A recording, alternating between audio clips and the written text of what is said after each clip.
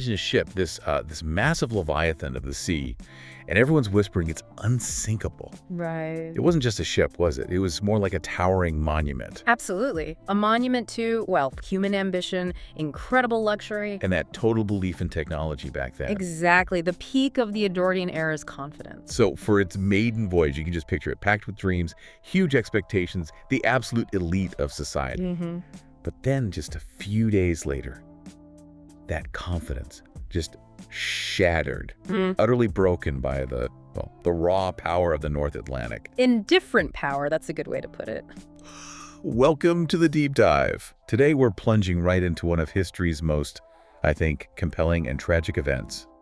The sinking of the RMS Titanic back in 1912. It really is. And we've gathered an incredible stack of sources for you. Everything from the nitty-gritty engineering specs to these really poignant personal stories, and even how it still lives on in culture today. Yeah, and what's truly remarkable, I find, is how the Titanic is so much more than just a historical disaster.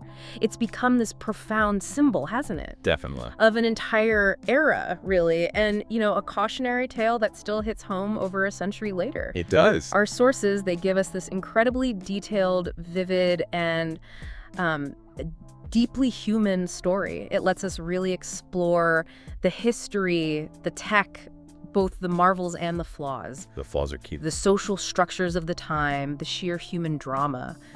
And yeah, like you said, we'll even get into the movies and the cultural impact, how it stayed so lodged in our collective memory. So our mission here, for you listening, is basically to give you a shortcut, a way to get genuinely well-informed about the Titanic. Yeah, beyond the headlines. Exactly. We wanted to go way beyond the surface facts you might already know, dig up those surprising nuggets, and connect them to bigger ideas about us, about technology, society. It's about really understanding the complex layers of what happened and, crucially, why we're still so fascinated by it. And that question itself, why does it still grip our imagination so powerfully? That's really at the heart of what we're doing today. Yeah.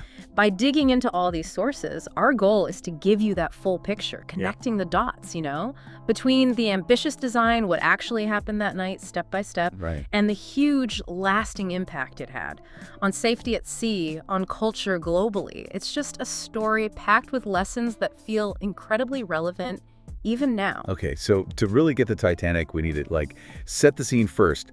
Understanding the world it sailed into is just crucial. Absolutely. Context is everything here. We're talking early 20th century, the Edwardian era specifically. And our sources, they paint this picture of a world just brimming with optimism. Yeah, unbridled optimism is the phrase that comes up a lot, especially about industry, about technology. It was a time when people genuinely thought, didn't they, that they were mastering nature, pushing engineering like never before. Oh, completely. It wasn't just steady progress. It felt like this massive surge. And it created this powerful, almost intoxicating sense of, invincibility. So looking at the bigger picture, huge projects like the Titanic, they weren't just engineering feats. They were symbols, potent symbols of that belief. Right. Showing off human achievement, luxury, progress. And the White Star Line, with their Olympic-class liners, 3 of these enormous, nearly identical ships meant to just dominate the Atlantic route. Titanic was the second one, right? That's right, the second. They were right at the forefront of this ambition. Titanic really embodied that era's unwavering faith in its own abilities, almost absolute faith. And you can just see that ambition just in the sheer size of the thing.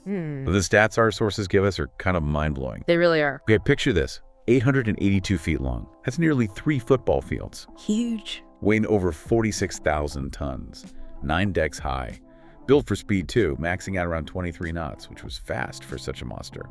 Its launch in Belfast, May 1911, was a massive event. Thousands watching. A real spectacle. And then the maiden voyage, starting April 10th, 1912, Southampton, then Cherbourg in France, Queenstown in Ireland, heading for New York. Yeah. It just screams global connection, but with this incredible grandeur and feeling of total safety. And that deep, almost boundless optimism, it's not just a historical detail, is it? It's the lens we have to view the tragedy through. Yeah, absolutely. It makes you ask, doesn't it, how does that kind of societal overconfidence in tech, so clear back then, show up today? Good question. Do we still see parallels, where our faith in our own innovations might sort of blind us to risks? Like with AI, maybe. Oh. Or space travel. Exactly. Or even just how complex our global financial systems are. There's always that tension, isn't there? Pushing boundaries versus really understanding the risks involved. That's a really strong point. And that nickname, the unsinkable ship, it wasn't just marketing, was it? No, not at all. It became this belief, almost unquestioned, a real sign of that dominant mindset. It really did. And when you look at the engineering, you can kind of see why people bought into it. It was a marvel in many ways. Yeah. Really advanced stuff for the time. Oh, definitely. Our sources confirm the design was pretty revolutionary for its day. Those 16 watertight compartments, that was the big selling point. Right, the idea being they could contain flooding. Theoretically, yes. Even if several got breached, the ship was supposed to stay afloat. Structurally, it was sophisticated, top-tier naval architecture for the time. And it had other cutting-edge tech too, right? Yeah, absolutely. The Marconi wireless telegraph system on board, that was state-of-the-art for ship-to-shore communication, a vital link. Okay, but here's where the story takes that really crucial, heartbreaking twist. And our sources point this out as the thing that just completely undermines unsinkable. The fatal flaw. Those 16 compartments, groundbreaking idea. Yeah.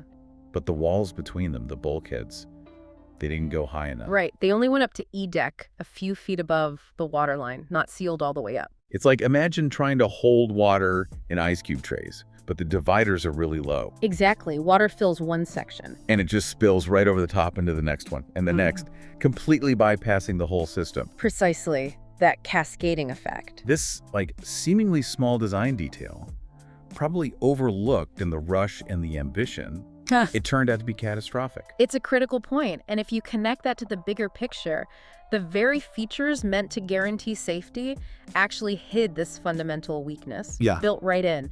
It forces you to think about the limits of our ingenuity against, the sheer power of nature. And it really hammers home how important it is to think about every possible way something can fail, even when a design looks totally robust. Complexity can hide simple but devastating flaws. And it wasn't just about the physical ship, the mechanics of it. The sources suggest that overconfidence, that unsinkable idea, it wasn't just in the blueprints, it played a huge psychological role. Oh, undoubtedly. Think about it, that label permeated everything. Yeah. Crew, passengers. It subtly influenced decisions, right? From how many lifeboats they thought they needed to the actions taken on the night itself. Absolutely. It created a false sense of security. But before we get to that night, let's talk more about those lifeboats. Yeah. Because that's another massive blind spot the sources reveal. You're absolutely right. This is probably the most sort of glaring example of oversight, both practical and psychological. So the ship could hold, what, over 2,200 people? 2,224 passengers and crew combined, yeah. And it only carried 20 lifeboats. Enough for about 1,178 people. Less than half. Less than half. That's staggering. It is. And it was shockingly low, even by the standards back then, which were already outdated. The rules were based on the ship's weight, its tonnage, not the number of people actually on board. Crazy. And the underlying assumption, rooted in that optimism, was basically, well, if something does happen, the ship will float long enough for help to arrive. Right. The ship itself is the lifeboat. Exactly. And the social hierarchy would sort out who gets off if needed. It wasn't about having a guaranteed seat for everyone. It was this deep cultural belief in the ship's inherent safety. So what does that tell us? The lack of lifeboats wasn't just a technical slip-up or bad regulations. No. It really reflected a society, at that moment anyway, that valued looks, grandeur, this idea of being invincible, more than basic safety for everyone, especially, across all the classes. Precisely. Our sources really stress how shocking this was, even then, directly because regulations hadn't caught up with how big ships were getting. Just imagine that ratio today. Less than half the spots needed for an emergency evacuation. It's almost unthinkable now. A direct result of believing too much in that unsinkable dream. Yeah. Okay, so we've got the context, right? The ambition, the design flaws hidden inside, these critical oversights like the lifeboats. Now we arrive at the night itself. The turning point. April 14, 1912, 11:04 CPM. The Titanic's bow hits that massive iceberg in the freezing North Atlantic. The collision. But what makes it even more tragic, and our sources really detail this, is that it wasn't totally out of the blue. No, far from it. The wireless operators got at least six separate iceberg warnings just that day. 6, yeah. Clearly indicating a big ice field right in their path. But yet, And yet. That's the truly compelling part, isn't it? You see how these small decisions, or maybe the lack of decisions based on clear warnings, just piled up. Yeah, into something unstoppable. Despite those multiple urgent warnings, the ship just kept going. 22.5 knots, that's nearly full speed, straight into an area known to have icebergs. Why? Why do that? Well, it makes you question that whole balance, doesn't it? Efficiency, sticking to the schedule versus absolute safety. It's a dilemma we still face constantly today in so many fields. Was it pressure to get to New York on time? Or just that deep down belief, maybe unconscious, that the unsinkable ship could handle anything? It's a question that just hangs there, isn't it? Our sources suggest it really speaks volumes about that confidence, maybe even arrogance, in the ship's capabilities. And yes, definitely pressure to keep schedule. Plus, maybe some of the crew just didn't fully grasp the danger of icebergs. That's also possible. A lack of full understanding of the immediate threat. And the impact itself, it wasn't like a head-on crash like you see in movies sometimes. No, it was a scrape along the starboard side. But that glancing blow was devastating. It ruptured at least 5 of those supposedly watertight compartments over nearly 300 feet of the hull. And that is precisely where the fatal design flaw we talked about kicked in horrifically. The water spills over the low walls. Exactly. The flooding just overwhelmed the system because it could cascade from one compartment to the next, sealing the ship's fate. Just like that. It was, yeah, a perfect storm. The specific way it hit, combined with that built-in flaw, it was inevitable after that point. And how long did it take for the ship to actually sink? Just 2 hours and 40 minutes after hitting the iceberg, it went under at 2:20 a.m. on April 15th. 2 hours and 40 minutes. Seems like a long time, but in that situation... It's a race against time, and the evacuation, as our sources detail meticulously, was just fraught with problems. Yeah, that famous women and children first order. It wasn't straightforward, was it? No, alarmingly inconsistent. Applied differently depending on who was in charge of which lifeboat, where on the ship they were, it led to massive confusion, terrible choices. And ultimately, a less effective evacuation than it could have been. Definitely. And the class divide we mentioned, with lifeboat access, it became brutally clear during the evacuation itself. First-class passengers had much easier access, right? Up on the boat deck. Significantly better access, yeah. Compared to third-class passengers, many of whom were stuck on lower decks initially, facing locked gates or just confusion trying to get up top. It's just a horrible reflection of the social structure playing out in a crisis. Absolutely, and maybe one of the most shocking, truly heartbreaking details the sources reveal. What's that? Is that so many lifeboats were launched half empty, or even less. No. Really? Yeah. With people still on the ship? Incredible, isn't it? All that life-saving capacity just wasted, while hundreds were still trapped. Why would they do that? Well, it seems like a mix of things. Some officers were genuinely scared the davits, the cranes lowering the boats couldn't hold the weight of a full boat. Okay, I can see that fear. There was a lack of clear, consistent orders from the bridge. And crucially, especially early on, some passengers just didn't want to leave the big, brightly lit ship. They felt safer on the Titanic. It seemed safer, warmer, more secure than getting into a tiny boat in the middle of the freezing dark ocean, a terrible misjudgment of the real danger. And the danger once you were actually in the water. Immediate. Merciless. Our sources paint a really chilling picture.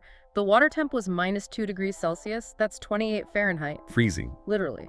At that temperature, most victims didn't drown. They died from hypothermia within about 15 minutes. 15 minutes? That's horrifying. It just underscores the terror and the quick, brutal end for anyone in the water. Yet even amidst all that chaos, that terror, that loss, our sources also carefully point out these incredible acts of courage.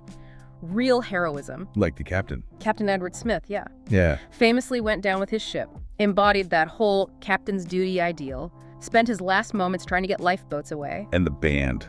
That story always gets me. The band is unforgettable, isn't it? 8 musicians, led by Wallace Hartley. They kept playing, uplifting music, hymns, popular tunes, right until the very end. The ship was sinking beneath them. Yeah, their music. It's become this legendary symbol of composure, courage, maybe even defiance in the face of certain death, just profoundly moving. It's almost impossible to really imagine being there, making those choices. Unfathomable. Standing on that tilting deck, chaos all around, the freezing air, limited boats, confusing orders. What would you do? It's the ultimate hypothetical, isn't it? How would you react? Stay, jump, help others, try to save yourself. That raw human element, the fear, the courage, the sacrifice, that's what makes it so much more than just history, right? It's why it resonates so deeply. Yeah, and it's those individual human stories that I think for a lot of us hit the hardest. Definitely. The Titanic disaster isn't just numbers or engineering failures. It's packed with these unforgettable stories: courage, sacrifice, survival. Beyond the band playing on, our sources give us these really intimate glimpses into other lives caught in that nightmare. And what's compelling is how these personal stories act like a zoom lens, right? Yeah. Giving us insight into the bigger human experience of it all. The bravery, the impossible choices, the psychological scars for those who survived. Like the Strauss couple. Yeah. Isadora and Ida Strauss, who owned Macy's. A powerful story. Ida choosing to stay with her husband, refusing a lifeboat seat, saying, "Where you go, I go." And apparently gave her spot to her maid. Just incredible devotion. It really is. And then you have someone like Margaret Brown. Molly Brown. The unsinkable Molly Brown. Great nickname. Earned through sheer force of will. Our sources describe her vividly. Resilient, a leader.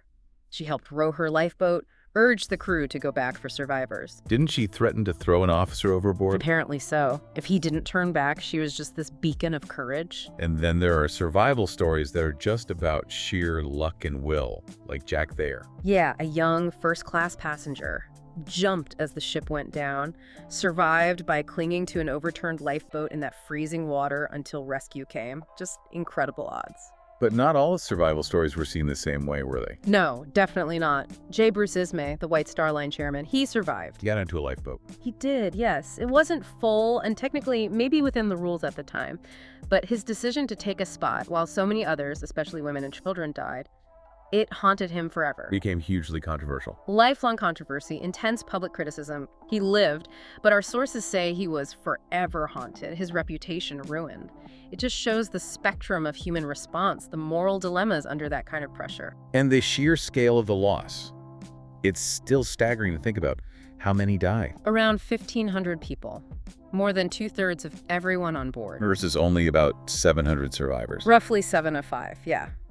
And that class divide we keep mentioning, it played out tragically in who died. Mostly crew and third-class passengers. Disproportionately, yes. A grim reflection of those hierarchies dictating survival chances. And the rescue ship, the Carpathia, arrived when? Around 4:00 a.m., hours after the Titanic sank, found only the lifeboats and debris.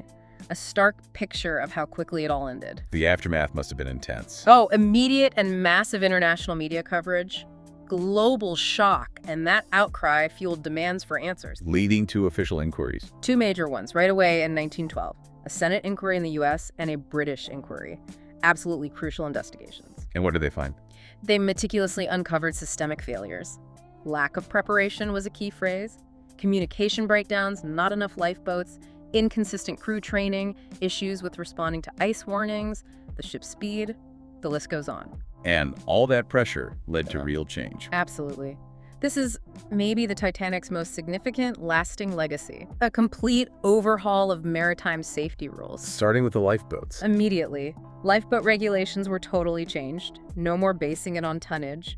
Ships now had to carry enough lifeboats for everyone on board. A fundamental shift in thinking. From the ship is the lifeboat to everyone needs a seat. Precisely. And connecting this to the bigger picture, the Titanic really became the catalyst, the crucible for modern maritime safety. A hard lesson learned. A profound, tragic lesson. But it showed that sometimes, sadly, it takes a disaster of this magnitude to force essential systemic change that saves countless lives later. And that led to international agreements. Directly. The urgent need for global standards led to the first International Convention for the Safety of Life at Sea Solus in 1914. Solus. Right, still governs shipping today. It does. Sets international rules for ship construction, equipment, operation. Everything from lifeboat capacity and hull integrity to 24-hour radio watch and emergency procedures. It's constantly updated, but its roots are right there in the lessons from the Titanic. So what does this mean for you listening today? Well, next time you're on a ferry, a cruise ship, or even just hear about shipping rules, remember the Titanic, its ghost is kind of present in those regulations. A silent guardian, really, in every safety drill, every protocol designed to make sure such a preventable tragedy never happens again. It's so clear, isn't it, that the Titanic story isn't just history collecting dust. It's woven right into our culture. Deeply woven. The drama, the class divisions it exposed, the heroism, the sacrifice, that chilling story of technological arrogance.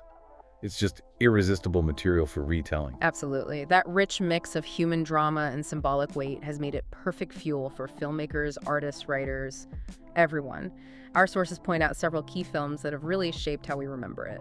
And when you say Titanic movie today, most people immediately think of one thing. James Cameron's 1997 blockbuster, Titanic. Total phenomenon. Leo DiCaprio, Kate Winslet, 11 Oscars. Huge. And Cameron's genius, I think, was layering that fictional romance onto the meticulously recreated historical events. Made it incredibly accessible, emotionally resonant for a massive audience, brought it to new generations. Exactly. And those iconic scenes, I'm the king of the world, Yeah. the groundbreaking CGI for the sinking, it was revolutionary. It made the history feel visceral, immediate, in a way people hadn't seen. But it wasn't the first major film, was it? No, not by a long shot. Way back in 1958, there was A Night to Remember. Which sources praise for accuracy, right? Consistently. Based on Walter Lord's brilliant nonfiction book, it focuses right on the disaster itself, no fictional love story, more like a documentary drama. For many historians, it's still the definitive film about the actual events. And there was an earlier Hollywood one, too. Yeah, Titanic from 1953. Just shows the story's enduring power across different filmmaking eras. Plus countless documentaries. National Geographic, BBC. And critically, James Cameron's real deep-sea dives to the wreck. Right. Those weren't just for the movie. No, they were serious scientific expeditions.